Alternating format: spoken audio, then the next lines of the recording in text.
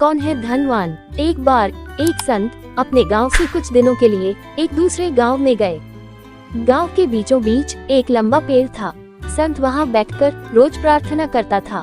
गांव में लोगों को उनके बारे में पता चला।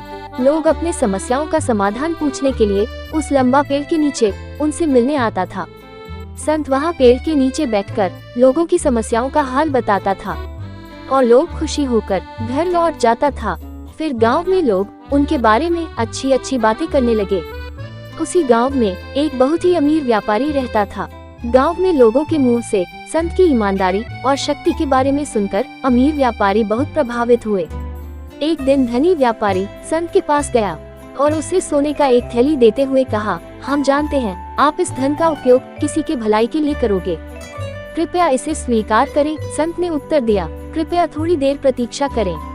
मुझे यकीन नहीं है कि आपके साथ पैसा लेना मेरे लिए सही होगा या नहीं। संत ने अमीर व्यापारी से पूछा, क्या आप धनवान हैं? क्या आपके घर पर ज्यादा पैसा और सोना है? व्यापारी गर्व से उत्तर दिया, हाँ, मेरे पास घर पर ऐसे ही हजारों और सोने का सिक्का है। संत ने फिर से प्रश्न किया, क्या आप हजारों और सोने का सिक्का चाहते हैं?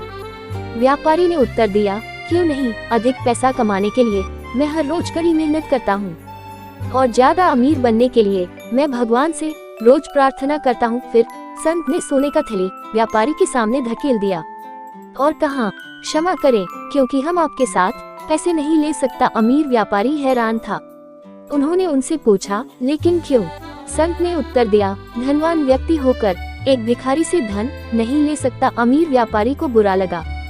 उसने धीरे धीरे कहा, मैं आश्चर्य हूँ, क्योंकि आप मुझे भिखारी और अपने आप को धनवान कैसे कह सकते हो? संत मुस्कुराया और जवाब दिया, मैं धनवान हूँ क्योंकि मेरे पास जो कुछ भी है उनसे मैं संतुष्ट हूँ। हमें ज्यादा धन की जरूरत नहीं है।